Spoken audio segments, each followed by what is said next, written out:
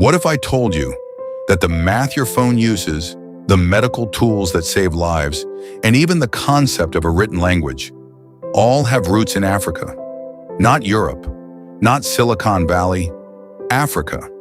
And the world has been quiet about it for way too long. Stick around because the next 3 minutes are going to completely change how you see human history. Let's start with something you use every single day: math.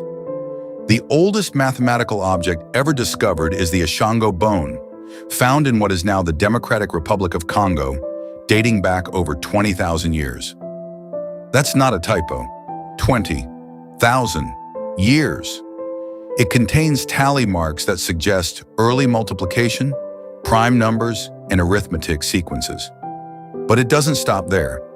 Ancient Egyptians, yes, Africans, developed one of the first written number systems and used geometry so precise that modern engineers still marvel at the pyramids today. When Europe was still figuring out basic architecture, African mathematicians were calculating angles, volumes, and land measurements with breathtaking accuracy, the foundation of mathematics built in Africa. Now let's talk about your health.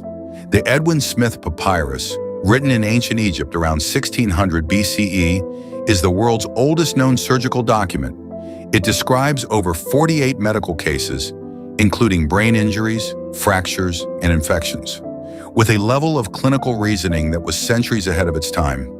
Ancient Egyptians also practiced dentistry, created herbal medicines, and performed successful surgeries. They understood that the brain controlled the body, a concept that much of the ancient world hadn't even considered. And here's something that will blow your mind. The concept of inoculation, protecting people from disease by exposing them to a mild form of it, documented in West Africa long before it was formally adopted in Europe. A practice brought to America in the 1700s by an enslaved African man named Onesimus, whose knowledge literally saved the city of Boston from a smallpox epidemic. Africa didn't just contribute to medicine.